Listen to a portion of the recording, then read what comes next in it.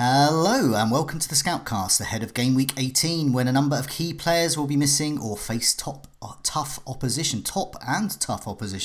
My name is Joe. My name is Karam. My name is Andy. Welcome everyone as we look ahead to the weekend's matches and beyond. Andy, what is coming up on the show? Yeah, loads to go through. Revisiting one of the topics you guys spoke about last week, how to tackle Gameweek 18, especially now we're obviously there.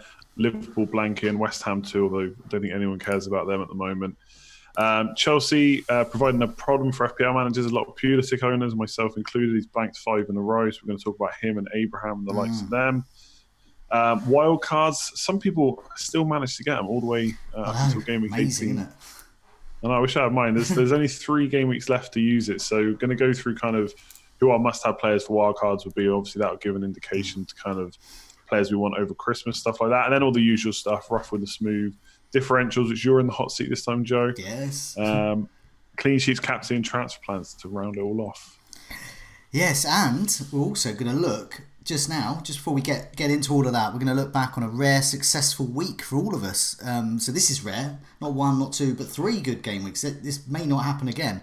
So let's milk it for all it's worth. And it's all thanks to a certain chap called Kevin. Karam, you're top of the tree, 79. Sterling and KDB at last got you points together. Finally, yeah. So great game week for you. Yeah, I'm very happy. 79 points.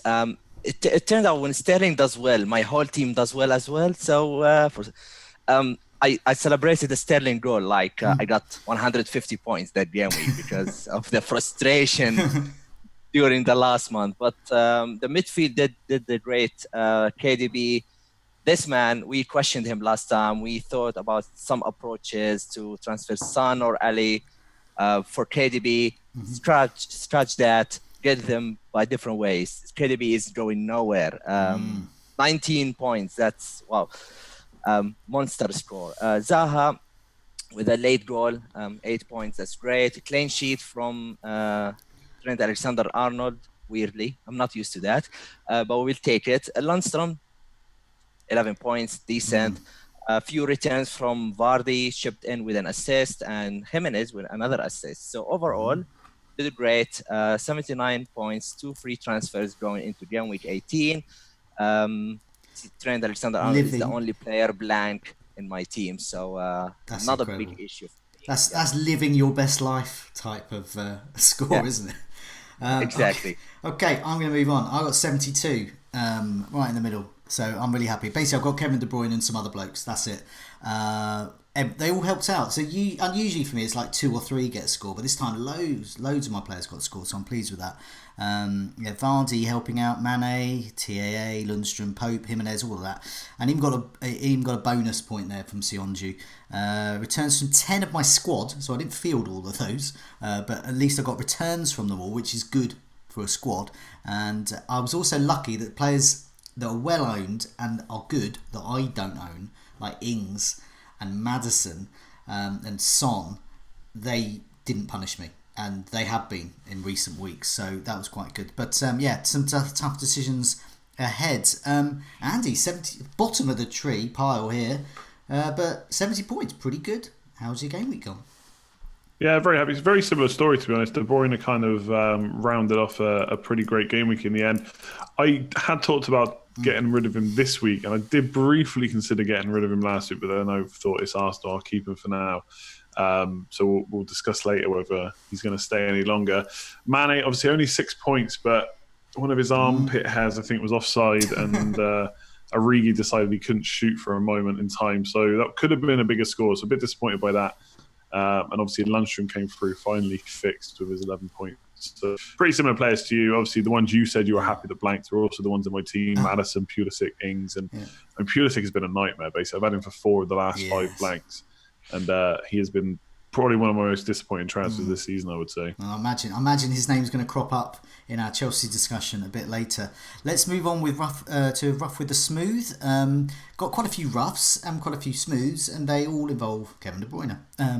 So rough, Wilson sold KDB and Mason Greenwood for Rashford and Jack Grealish. So Grealish missed a penalty.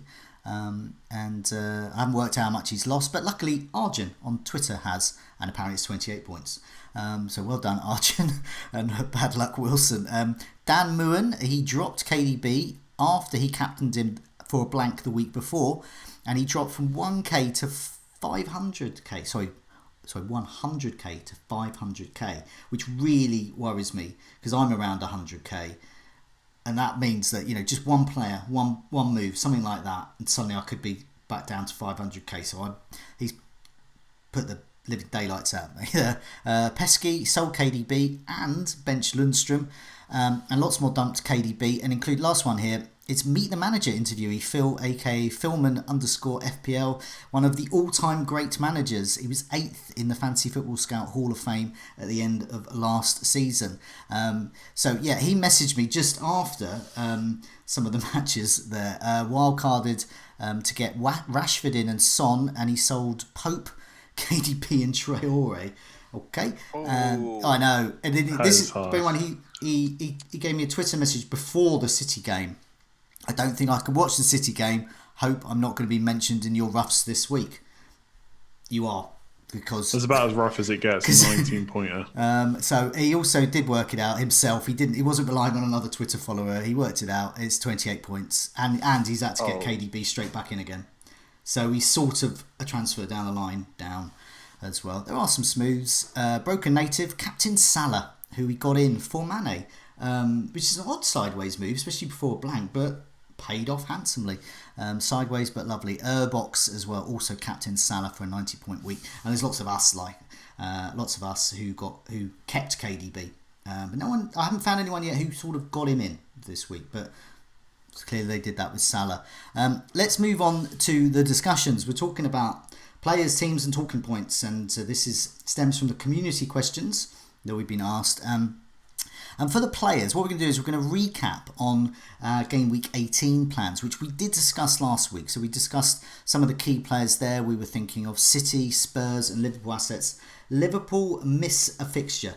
They miss to their game with West Ham. So West Ham are blank as well. That is because of the World Club Cup commitments. I wish it wasn't called that. So we're going to recap on that because basically some of the things we were talking about. So, for example, one of my plans was bring in Son, match him with Ali for either KDB. Remember those days when we were thinking, as Andy was mentioning, getting rid of KDB. But since then, KDB scored 19 points. Salah's looking absolutely immense. Times have changed. Had some community questions. Rumour mill, is Mane out an option for Game Week 18? Or is it too risky considering we may well want him back? Aguero says, is it worth using a free chip this week to keep hold of City, Leicester and Liverpool players long term? So an interesting prospect there. Karam 14, is KDB a player to keep? Should non-owners look to get him in? Stoichkov, should we sell or keep our Liverpool players? I mean, that's a common theme. Pistolona, time to dump Liverpool defensive assets irrespective of the blank. They look surplus to requirements over the coming weeks. Rishi and FPL Wonka, is Salah now the best Liverpool midfield target going forwards, or should we double up on Salah and Mane? Okay, Karam, let's go with you first.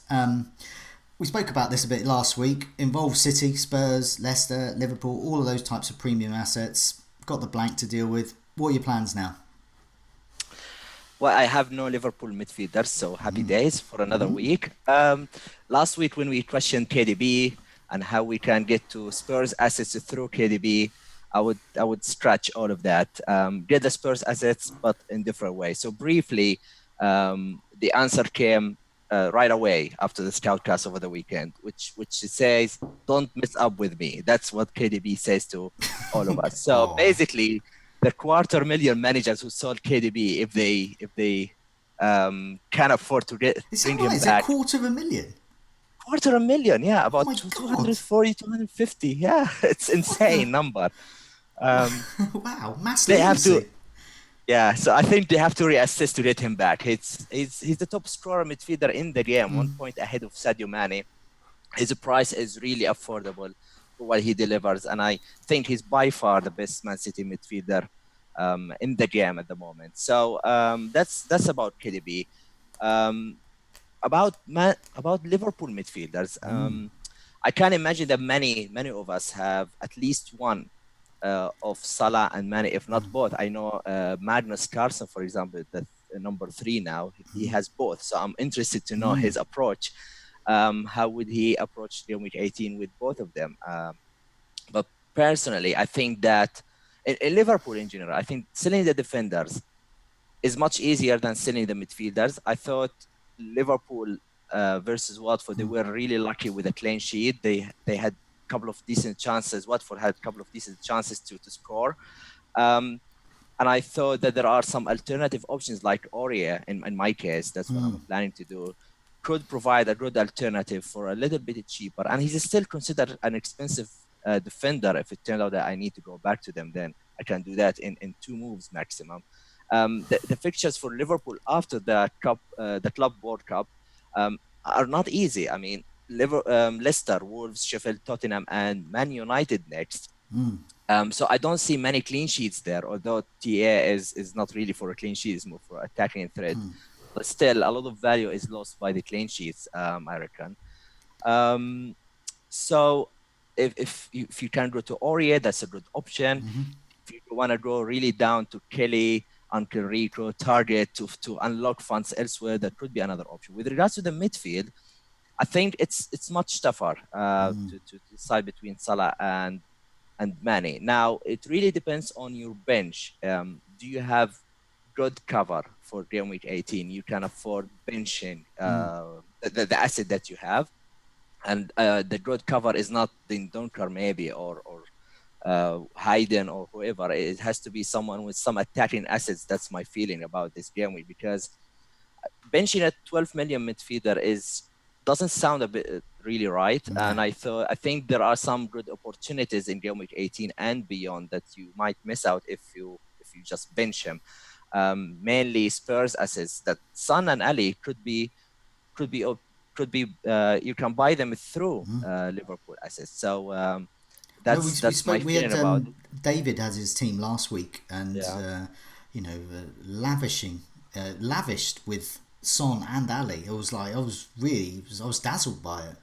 I wanted that, and I don't think that's changed for me personally. But yeah, for you, it's an easy position because you haven't got that Liverpool midfielder.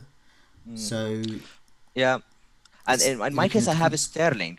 So you can potentially go to Sterling if you want to stay around the same price bracket and switch back if that's something you would consider.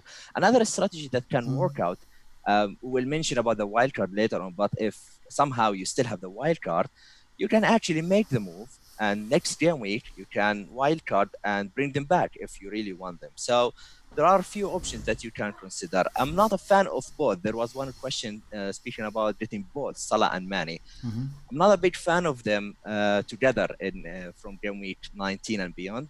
It could be an interesting approach, but I don't think that it will bring enough value with prices and the fixtures that are coming up.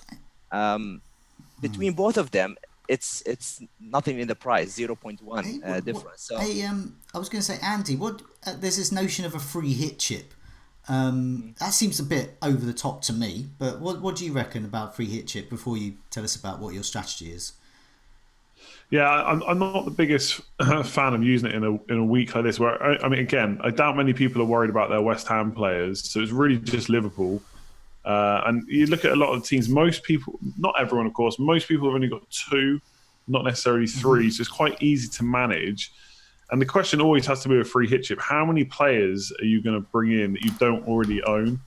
And most people already have Vardy. Yeah, sure, if you free hit, you might go without Vardy and take the risk.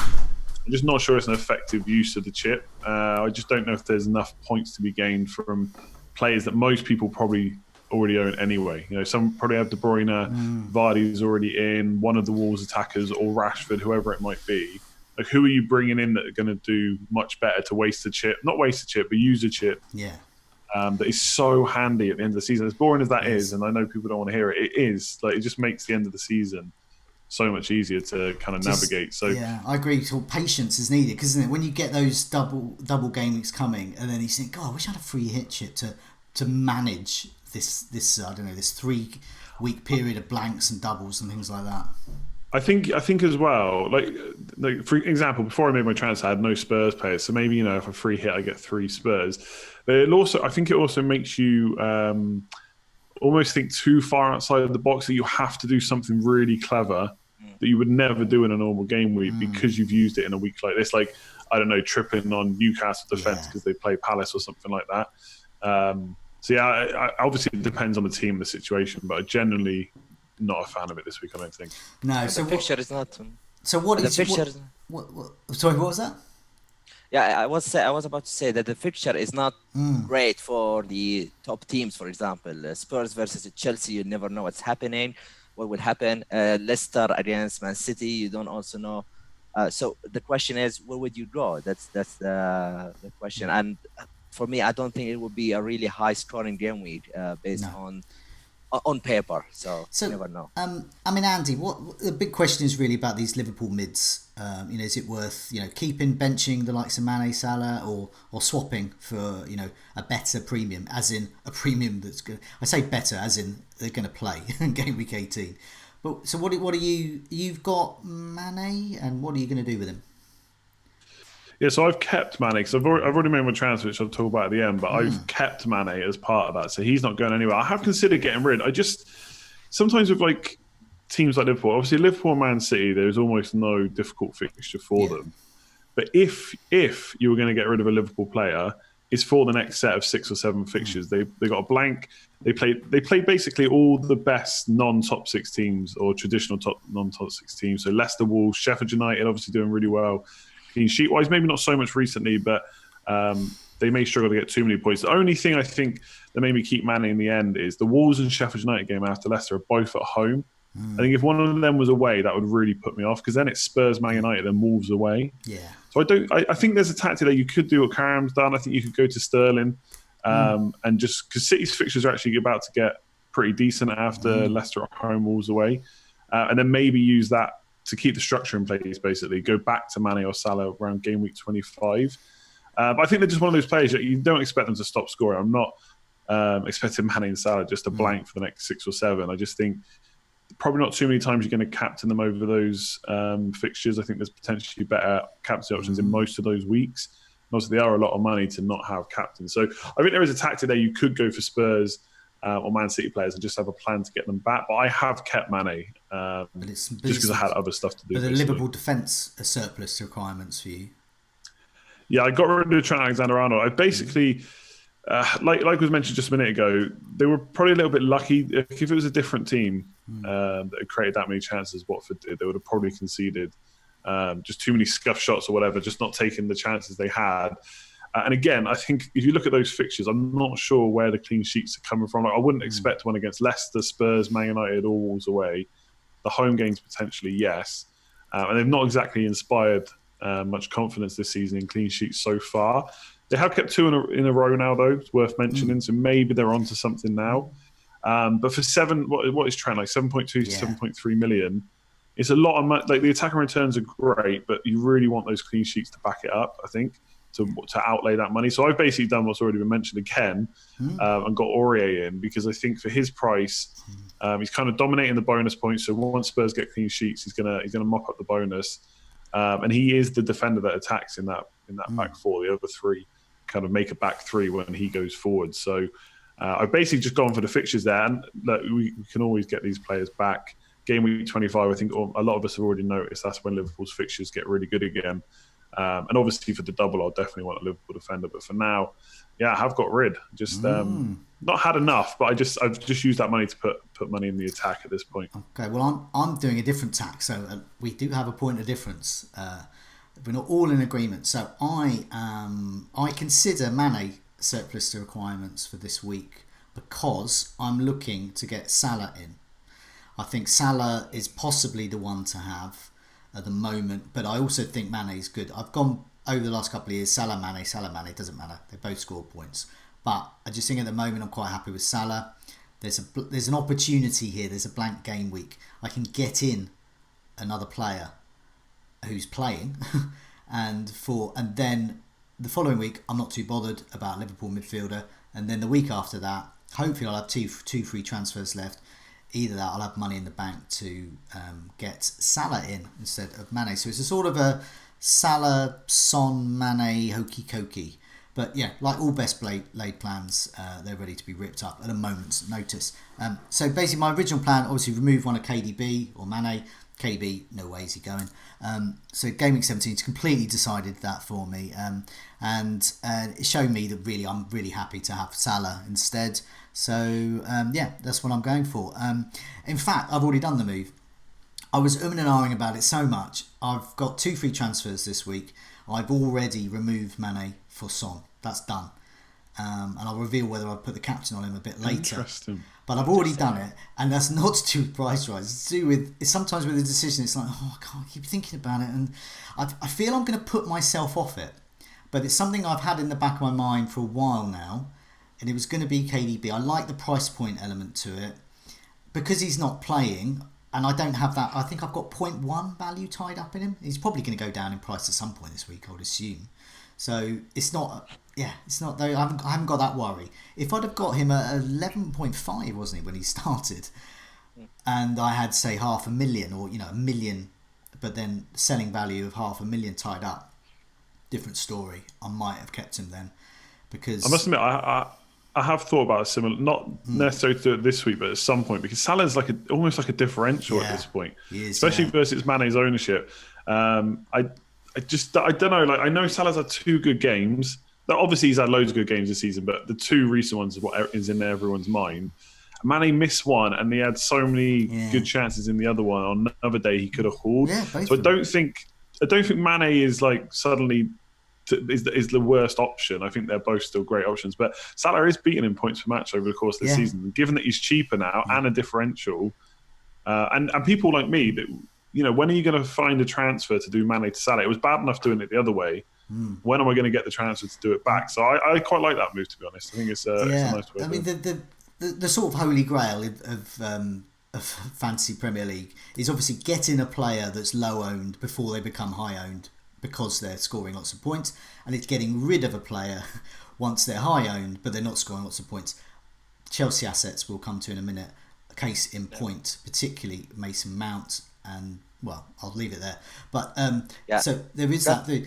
I'm not saying that Mane's not going to score loads. I just think Salah might be more captainable. I'm not looking at a Liverpool captain for a while, so I think it's an opportunity there. We'll see. Yeah. We'll see. Another thing, I just wanted to, before we move on to Chelsea, just wanted to bring up this table here. This is expected goal involvement over the last 4 game weeks on the Breakfast Club.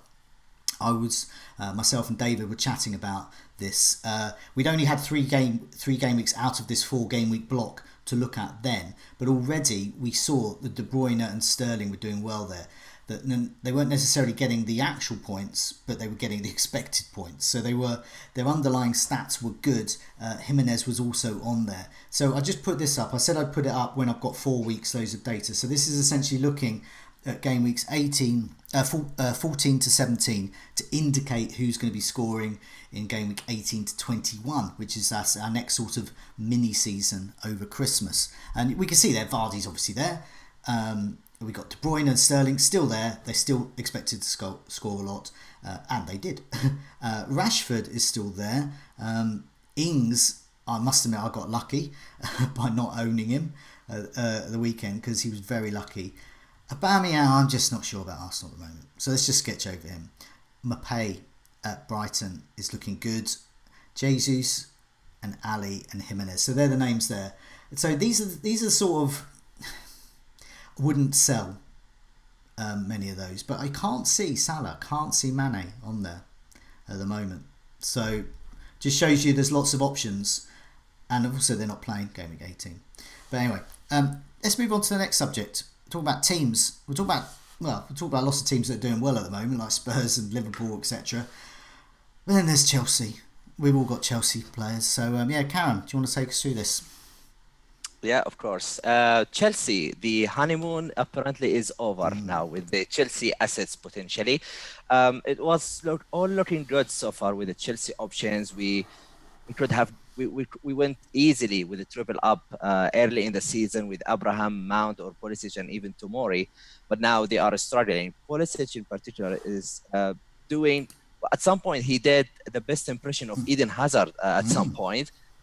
Even Mason Mount scored the other day and put some great stats, but now they are looking like surplus to the requirements. Lost to Bournemouth, rumbles of rotation, and suddenly Abraham is not the growth strikers, or at least some managers are considering that Abraham is not the growth striker at the moment. So we've got some questions from the community about Chelsea assets. Jeans is asking, Pulisic's stats from recent matches look great. Do we ditch after his blank at the weekend? Bunkraway, Chelsea, time to move away. Rishi is asking, is Abraham the only Chelsea player we should consider? And Garang is asking, is it time up for Tammy Abraham? So I will start with you, Andy. What are your thoughts about the Chelsea assets? Tomori seems like lost his place. Midfielders are struggling. Abraham, are you still convinced by that? Well, I think actions speak louder than words, and I've transferred out both my Chelsea players this week. So okay. one was Tomori. I mean, Tomori's injured. He's potentially lost his place. There's no reason to keep him to figure out whether he has or not. And I mean, Chelsea could be good at clean sheets now. Rudiger's back. They've got Kante, etc., who's been fit for a little while now. But just not confident enough that he's going to win his place. He's basically playing for one place. Rudiger's not going to get displaced by him. So it's him, Zuma, Christensen, whoever it might be. So he's gone. He was just not doing anything for me. Pulisic is gone as well. I'm so frustrated with him. Like I feel like he's an explosion waiting to happen. Like 13 shots inside the box is one of the top over the last 4 game weeks. 1.86 expected goals, but no goal in the last 4. Blanks 5 in a row. I basically just had enough of him. I bought him in 4 game weeks ago. I gave him 4 game weeks, and he didn't do anything. So his underlying stats are good, but maybe he's one of those players that's just not going to convert them enough. But I don't know. For 7.4 million, I just know he's a player that's going to outscore that price at some point. Like we already saw him get 5 goals over 3 game weeks when he got the hat trick.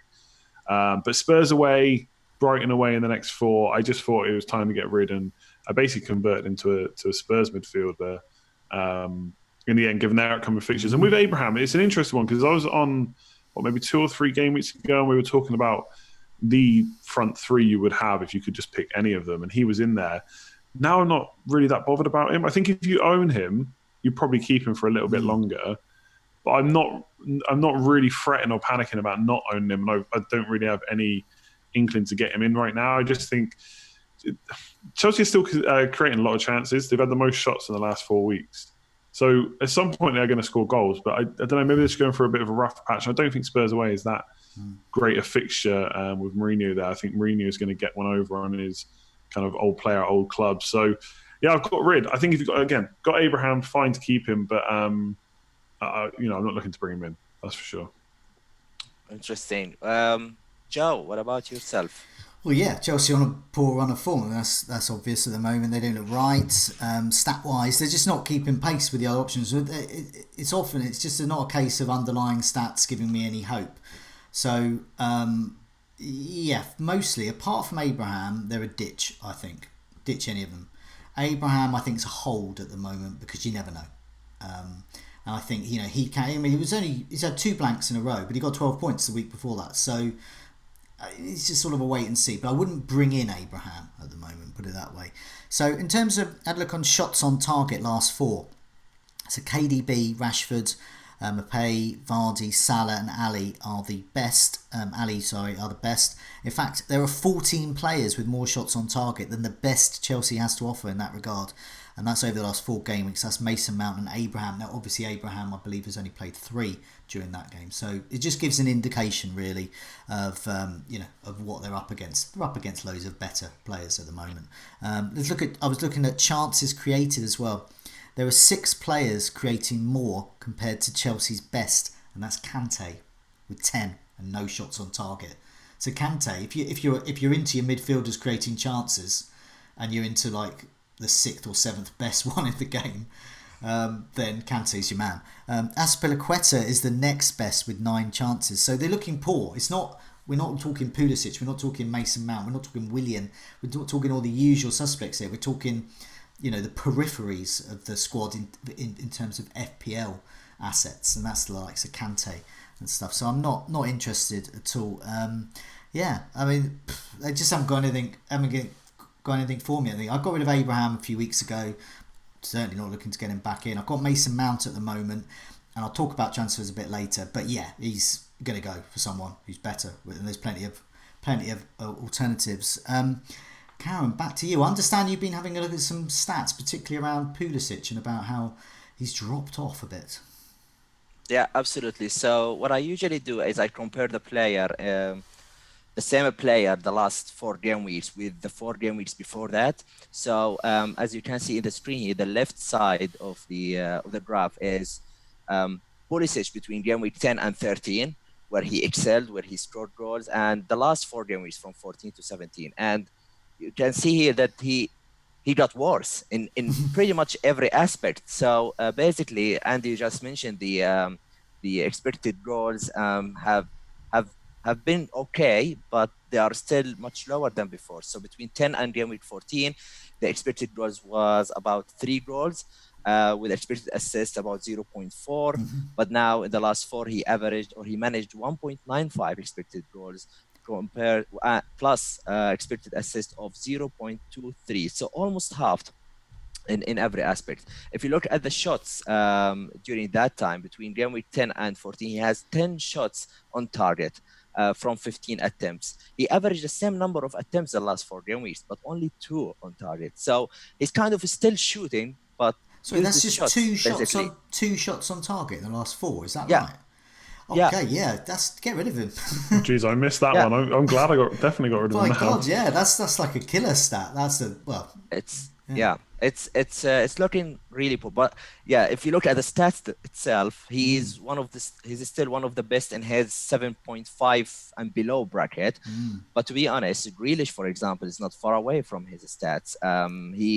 The expected goals for Grealish over the last 4 games is 2.24 compared to 2.8 for Pulisic, and he's 1.3 million cheaper, which can unlock there. So what I would say is that about the defense, we just mentioned that the defense are not keeping clean sheet. Tomori is injured. We don't know about him. So thank you for 1 or 2 clean sheets and move on. There are a few options there. Kelly, Rico, Oria, if you can stretch that bracket. About the midfield, Pulisic has to go potentially to Grealish. Ideally, I would love to upgrade. If I have Pulisic, I would like to go to Ali or Son. I think that's the best fit for his spot. If you can't, then Grealish could provide a good alternative. With regards to Mason Mount actually is 6th in the expected goals involvement, and there are many cheaper options or around his price bracket are doing really well. Richarlison is one of them. Lucas Moura is one of them. Ismail Assar of Watford is one of them as well. So the expected goals involvement over the last 4 games was 1.26. That's not good as well. So about Abraham is a different story. I think I have him for a long time, so value is something I consider, but it's not the ultimate reason why I'm keeping him. But the stats is always up there with the top players, with the top forwards. So I thought the last game against Bournemouth, the issue was not mostly about Abraham, it's about the build-up. A lot of sideways passes, so he did not get decent chances. But when he does, he usually is a clinical striker, so he puts it away. So for me, I'm not in a rush. If you look at the next 3 game weeks, they have Spurs, Southampton, and who's the third opponent? The 3 game weeks are really appealing for Tammy Abraham. You can score in all of them. So for now, I'm not in a rush to. It's Arsenal, by the way. Sorry. It's Arsenal. Here you go. So we can score against Arsenal, so yeah, sure he can. Yeah.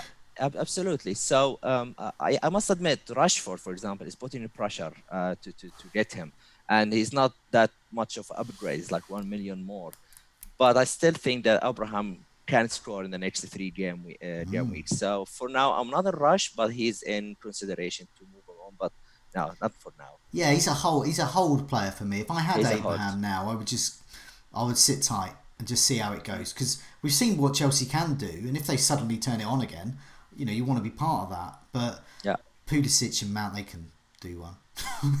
And tomorrow he can join him. He's off.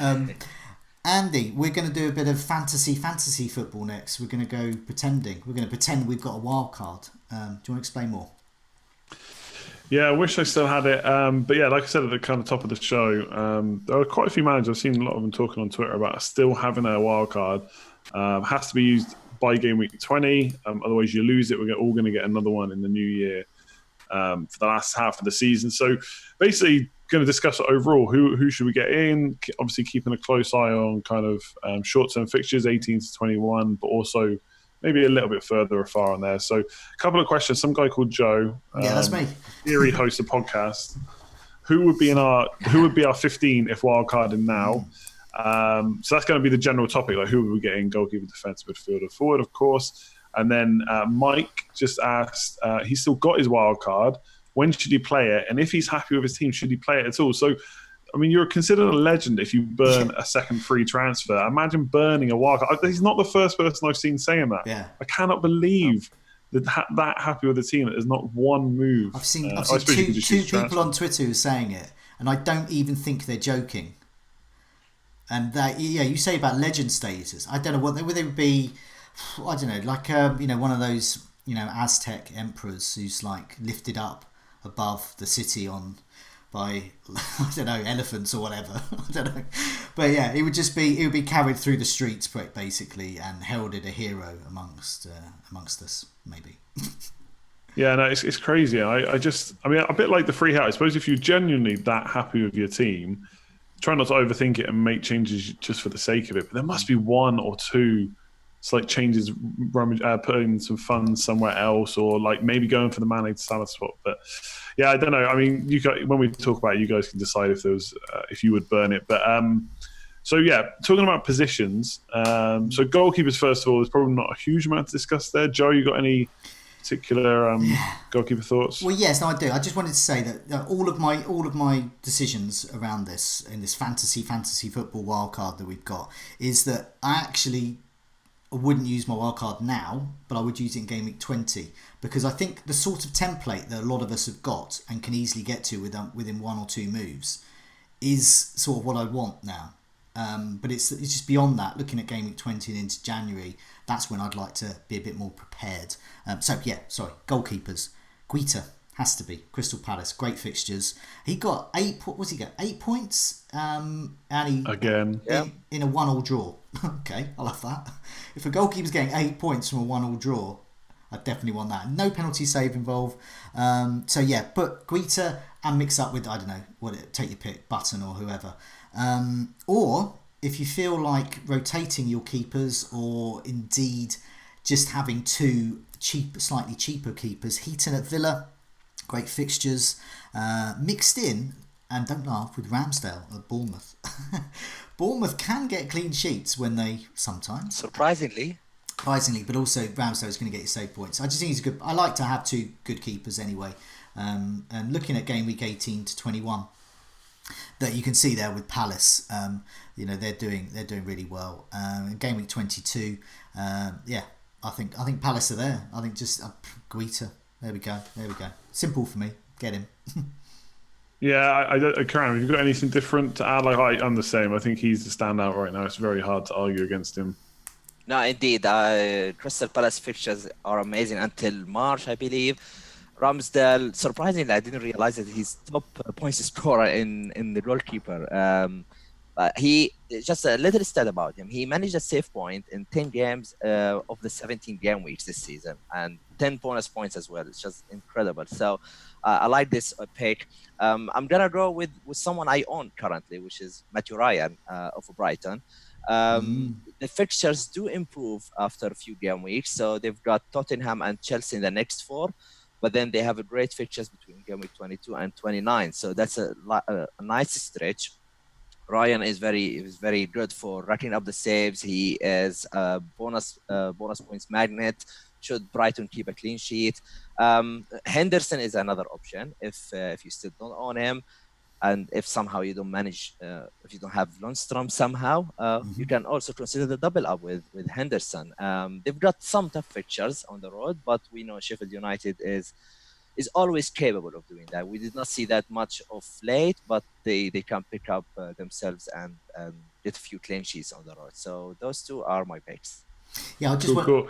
just before you go on, I just because people may raise eyebrows at Ramsdale, but I put up game weeks 22 to 25, and Bournemouth at the top for defence. So they got Watford, Norwich, Brighton, and Villa over that time. I just think it could be an option there if you don't have Rico. Anyway, sorry, I interrupted. Yeah, no, all good. We'll throw it back to you, Joe. What about defence? Because I'll do mine after, but I got a funny feeling at least 3 or 4 will be exactly the same for all of us. Just because of the prices and the way the fixtures are about to fall, it's very hard to go against. Exactly. I think. Well, I like price points and structure. I still like to have. I don't want completely cheap defence, but I do think you can have 4. You can have 4 in that sort of that were originally 4 million or 4.5 million. But I like to have a bit more expensive ones. So at the moment, I actually favour a Liverpool defender. I actually favour having Alexander-Arnold. I think he's in a lot of our teams anyway. I'd favour keeping him because I'm quite happy to play him. Because every time I watch the game, I think I'm going to get an assist out of him. I might not, but every time I watch it, I think. And if I get a clean sheet, it's party time. So I favour TAA, but at the moment, I agree with Andy's move, Aurier. I think he's good, and Karam mentioned Aurier as well. I think for the moment, as a sort of a placeholder, your premium Aurier looks the best bet. Lucas Dean looks like an odd move to make now. He's sort of gone out of fashion, really. But game weeks 22 to 25, Everton are second to Bournemouth in terms of defensive stats. They've got Brighton, West Ham, Newcastle and Watford over that time. So there's potential for clean sheets there. Especially if they've got Ancelotti as well. Especially if they've got Ancelotti as their manager, like a good manager suddenly. What? And of course you're going to get attacking returns every now and again from him.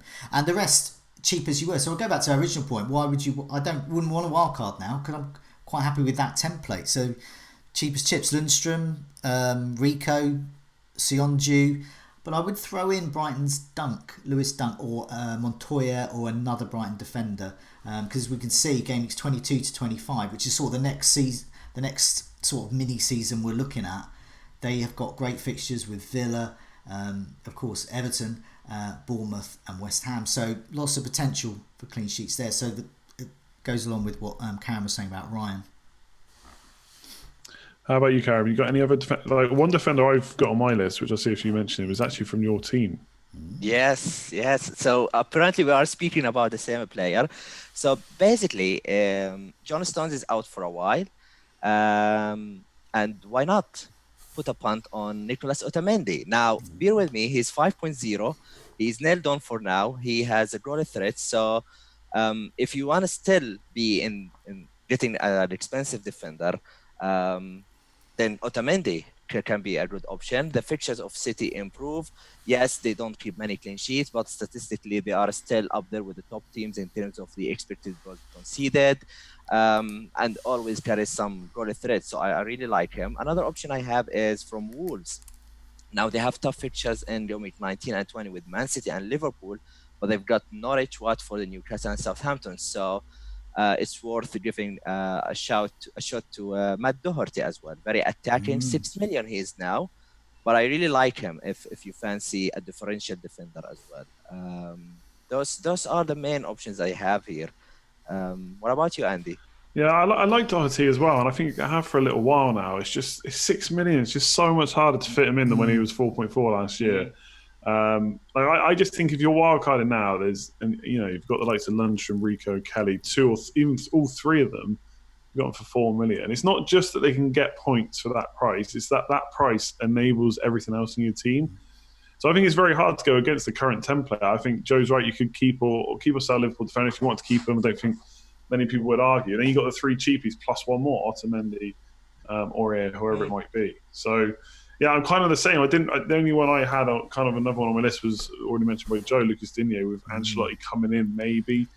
He's got a slight knock. We'll have to see what happens there. How about midfield then? We'll go back to you, Joe.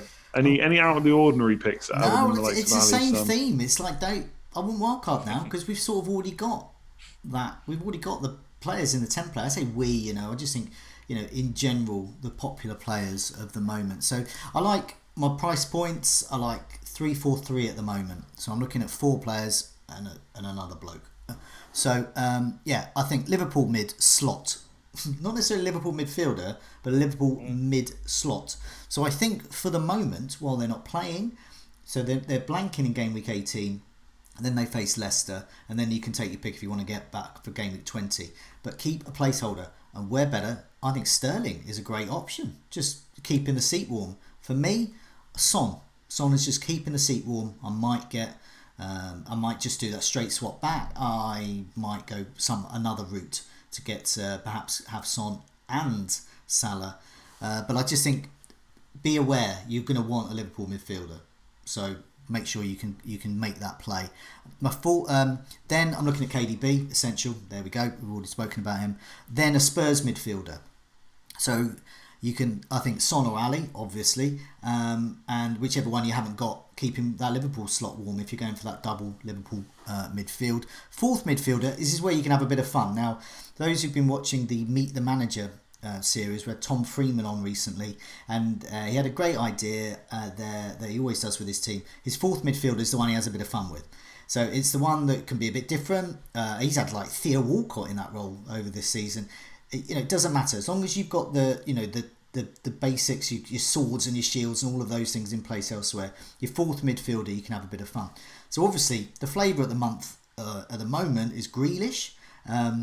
Bearing in mind what people are saying on Twitter or Fantasy Football Scout Forum about getting Grealish in, that's not going to be everyone. Not everyone is going to want Grealish in.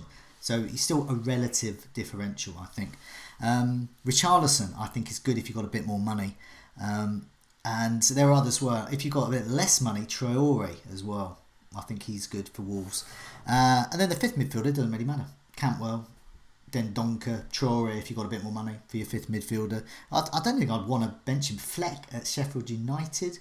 I don't really want to bench any of these guys though. So, yeah. So that's what I mean. It's sort of as you were for me, midfield. And I have an eye on those price points because looking at game week 22 to 25, you can see Brighton there. So suddenly I might be thinking about Trossard. I could be thinking about Gross. But if I've got that sort of Grealish, Richarlison-y type role there, I can easily make that move. Looking at Richarlison himself. Everton at Brighton, West Ham, Newcastle, Watford. Game weeks 22 to 25 was mentioned. We could get Richarlison in now and you're set up for that time. So there's some options. That's me.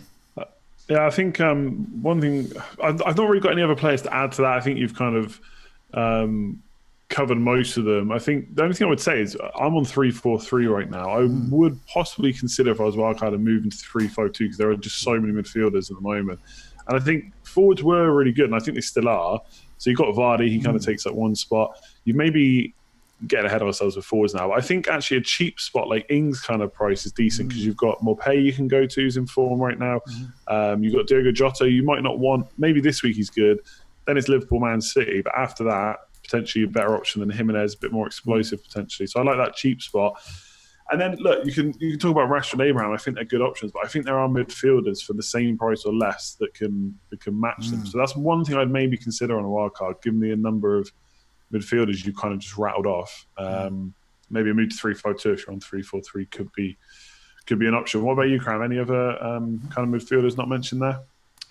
Well, I think Joe summarized the top of players pretty much. I just want to give an honor mention to Wilfried Zaha, who scored a goal from the only shot in the last 3 game weeks. So, I mean, things have to improve maybe for Palace. Maybe he makes a move in January, but something to keep an eye on. But I don't want to rule him out completely because the fixtures are so great until game week 30. But the stats are not backing him up. So if you didn't get him, I would hold.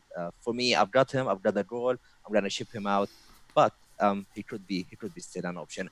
You know, we don't know what's gonna happen with Everton, but probably Gylfi Sigurdsson is someone who can be resurrected in the game. I understand he was ill last weekend, so maybe he's back next game week, but depends really whether he's in Ancelotti's plan, if Ancelotti is the coach, whoever is. But if he's in the future plans, if he finds his form, then he could be an option at 7.4, I believe now. So he could be a good option. That's about the midfield. Yeah, I think Everton definitely interesting once if Ancelotti comes in. Someone's going to come in at some point, so it'll be interesting to see how they line up and if they go for a bit more of a consistent midfield. Yeah. Karam, while we're on you, what about forwards? Anyone out of the ordinary there, or is it kind of? I feel like there's so many template picks now. It's hard to go against them. Yeah, it's hard. They are performing, they are delivering every week, but nevertheless, we've got a couple of more names. So I like the option to go down the bracket to 5.8. Mopé, it could be a third forward if you look for a heavy midfield. He could be an option. I like to roll with Jimenez personally. There is a temptation to go from Jimenez to Rashford somehow, but honestly, I fancy him against Man City. It's not impossible to score against Liverpool, but then he has Watford and Newcastle, Southampton. So in the next 6, he could deliver. He's not only a goal scorer, he's also creative. So that's a plus to his side. Let me throw 2 names. They are currently injured. One of them is possibly back, but he's very differential and almost in none of the live teams at the moment. Aguero at 11.7. If you look for some really good differential, Aguero is the man. Now, it's really hard. You need to change the structure. I totally understand. But I feel that when he's back, he will deliver. He will fire for the next game week. So he could be an option. Another one, I'm personally done with him. I'm fed up with him. But the fixtures are good for Bournemouth. Callum Wilson, if he's back, anytime soon. He's currently injured by hamstring, but if he's back anytime soon, I can look at him, or you can look at him as a good option if he pick up some form. So these are the 2 like outside of the box options I currently have. Yeah, kind of was a nice shot. She's quite cheap now, 7.4. Joe, I'm going to pass on to you, and then I'm going to pass on for the rest of the show and bow out. Oh, okay. Yeah. Okay. That's cool. Okay, that's fine. I fancy 3-4-3 at the moment. I just think that's a best because I've got so many strikers that I want, so that's just. I think I'm looking around. I've got there's 5 I definitely really want, and there's another 3 which I'll be all right with actually. So the ones I definitely want. Vardy, he's a captain option a lot of weeks. Don't complicate things. Yeah. Don't complicate things. He's really good. It just sounds bloody obvious there. And then Rashford or Abraham, whichever you got currently, fine. And then Mopé and then Jimenez. That's the sort of Jimenez is the higher end of that, and Mopé the sort of lower end price wise. I'd be happy with any of that. Any of them, all good. And I think Jota is good at the moment as well. He's the one getting goals. We've got Ings. I'm lucky. I'm a lucky non-owner because he blanked. We should make sure David doesn't get Jota, so he keeps scoring. Definitely. And also Calvert-Lewin. No, I was considering him for game week 1. That's a maverick. But look at game week 22 to 25. Keep mentioning those Everton fixtures. They're really high up there on the fixture ticker. And if they've got Ancelotti there, and if he favours Calvert-Lewin as a kind of number 10 and number 9, whatever he fancies for him, well, something to look at. The thing with Everton is that from the previous experiences from early this season and last season, we always jump on their train when the fixtures improve, but we always got trolled somehow, or they stop delivering, or they are very unpredictable. So we will have to see if the new manager will change things a bit, and then I'll be encouraged. But for now, I think I'm burned enough from Richarlison. So they are still. I think I like this discussion because it's thinking ahead. Now, last week we were talking about the blank game week 18, but we can sort of revise that this week. So we're not just starting afresh now. We've already been planning it, and I think it's important that fantasy Premier League managers look ahead a bit as well. Look ahead to these fixtures, game week 22-25. Bear in mind that Liverpool could have a double game week, according to Ben Crellin, as early as double game week 24. That could be for Liverpool there. So that could be something to keep in the back of your mind. And also all these other fixtures where you're going to have new managers, you're going to have new transfers coming in. So you just got to keep flexible. That's why I like that sort of price point, 3-4-3. I think that's good. So anyway, I hope that's helpful to people. And if you are lucky enough to have a real wild card, my recommendation is leave it. Game week 20 and have a look in January a bit more. And you're going to be ahead of the curve. Hopefully, that's the plan anyway. And if you decide to jump on Liverpool assets, make sure you can always come back to them within 1 or 2 moves as well. So it makes your life much easier. Okay, let's move on to differentials. Karam, you picked Lucas Moura. Oh, that was a good one, wasn't it? So he scored immediately for you last time out, and I've got to admit, he's probably the best differential to pick currently at the moment. Ings and Ali are other previous successes. It's my turn next.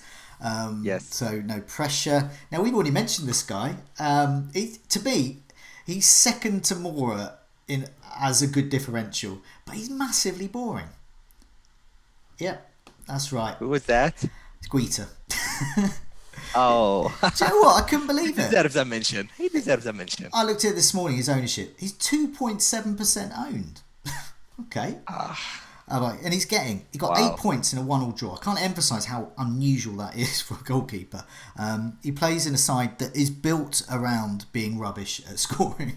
Zaha, you mentioned, was it his one shot in the last 3 games and he scored from it. So they're built around 0-0, 1-0, or they might get beaten by 1 goal, or they might draw 1-1. That's about it, really. That's what you're looking at. So they're really unexciting. So who's going to get the bonus points in that? It's probably going to be... It's going to be Guita. So he's there, and it sounds really boring, but it's got great fixtures. So we looked at all the fixtures, game weeks 18 onwards. I think they've got City, Man City in game week 23. The rest is a sea of beautiful blue. So he's got form, fixtures. He plays in a rubbish side that can't attack. It sounds obvious. It's like when you picked Mora last week. It's something. Sometimes, you don't have to mess things up a bit. You just pick the obvious good. Lucas Moura is a great option. He's a great differential, and I think Guita's the same, but less exciting. Yeah, totally. No, totally agree. I think it's unusual for us in the Scoutcast to pick a goalkeeper for the differential, but Guita is a hero. How many points he racked up in the last 3 game weeks? Are like 25, 24 points or something, and he's still 2.1% ownership. And I totally agree. He has the clean sheet potential. He has the saves. He has the bonus as well. So, 5.2, or what is his price? 5.1, 5.2. He's sort of a little bit more expensive than the keepers that we have currently, the likes of Pope, Ryan, Henderson. But I think he deserves. He's worth every penny there. So it does not feel like an upgrade, because you will get what you pay for. And I've seen many comments of managers who did the direct swap from Pop to Guita 3 game weeks ago, and they are happy days. I know. I saw one today said it was the best move he's ever done in the FPL. Yeah. Another said it's the best move this season. So that's what the boring Guita brings you. I had him last season when he was 4.5. I've got to admit, it was brilliant. And because Palace are pants. I don't just say that as a Brighton fan. But attacking wise, you're not sure what you're going to get, but you know you're going to get points with Guita. Anyway. And Kelly is always under the threat of someone comes back, then he loses the place immediately. Yeah. So that's a great pick. I like it. Yeah. Let's move on to clean sheets. So we look at the next 6. So we're looking at those. So you mentioned Otamendi, Andy mentioned Otamendi, and we can see why. So we're looking at game weeks 18 through to 23. Man City atop of the Fantasy Football Scout season ticker in terms of defence. So they play Leicester, never know. They've got Wolves away, Sheffield United, Everton, Aston Villa, Crystal Palace. It's a nice set of fixtures. Otamendi has a goal in him, so I don't think that's such a preposterous move. Especially if Stones is out for a while. Aston Villa are next. Now, I've got Target in for this. Truth be told, I'm not expecting clean sheets, but I'll go in for attacking returns as well. He's cheap, but if I can get some clean sheets, it'll be great. So they've got Southampton, Norwich, Watford, Burnley. They've got a tricky City game at 22, and then Brighton. Bournemouth, we mentioned, the next best, and then you got down to Chelsea, Norwich, Everton. So Lucas Dean was a person we were looking at. And then Manchester United. I still can't buy in to Manchester United defence, but Wan-Bissaka is always rumbling on. He always looks impressive, and it's just a question of the FPL points aren't quite geared to what he does, which is tackling well and being part of that, really. So, I mean, I guess from your point of view, looking at clean sheets going forward and looking at defences going forward, you pretty much mentioned a lot of the key players there. But yeah, just goes to show about that City defence. It could be time for them. Yeah, it would be differential because not many of us are encouraged to go with the Man City defense. And I can totally understand why is that, because of the number of clean sheets, maybe because of the rotation risks, because of the value that other players are offering. But I think that Man City and Guardiola are working towards improving the defense. They acknowledge the mistakes from listening to the press conferences. So there's something in progress there. And if they lose the clean sheet, which, like Andy said, we don't see many clean sheets this season anyway. But Otamendi could be a great option with the goal threat he has. He came on as a sub in the derby, and he scored from a corner. And yeah, so he could be a good option. Chelsea, they are part of the top 4 in terms of the defense, but they did not keep many clean sheets, and Tomori was the gold asset for us. Not anymore. And we don't know whether Azpilicueta will play on the right, on the left, will be benched. Emerson and Alonso keep rotating, so I wouldn't go that way. Norwich will not going this way. Everton, you mentioned Joe, Digne, or if he's injured for a long period, then Baines could be back as well. Got an assist, didn't he, at the weekend? Yeah, he got an assist, and could be on penalties as well. If nostalgia pick, I'm up for that. Go back to the old days. Go back to the old days, right? Yeah, definitely.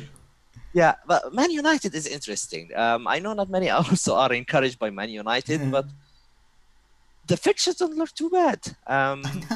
So the likes of Maguire, who provide the attacking threat, Wan-Bissaka for the bonus potential. So you could go for a punt on Man United. But yeah, generally, yeah, Man City, Man United, Bournemouth maybe could be a shout. Yeah, I don't know. I mean, as an Otamendi owner for the season, his 15 points. I still remember those 15 points. This isn't nostalgia. This happened this season. This happened weeks ago, and he just completely saved me that game week. I just wonder if he could do it again.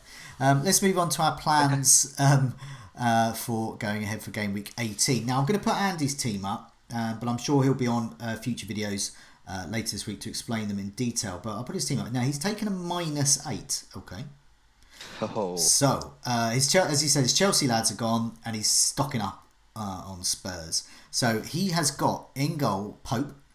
He's got a 4-3-3. Aurier, who he touted, and then he's gone Lundstrom, Kelly, and Rico. Happy with them. Then he's got Maddison, De Bruyne, and Son in midfield. Son is his captain, so he's very confident there.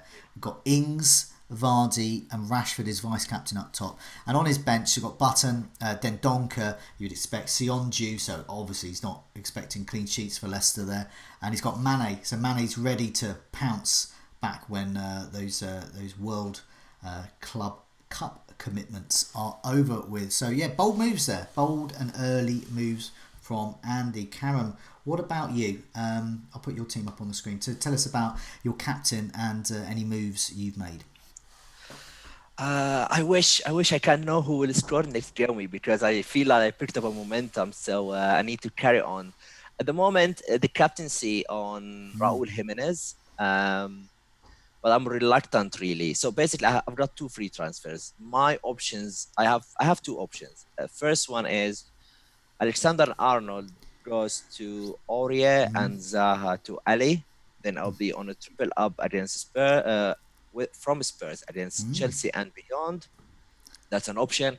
Another option could involve keeping Alexander-Arnold, going Zaha to Grealish, and Tomori to Aurier. That's another possibility.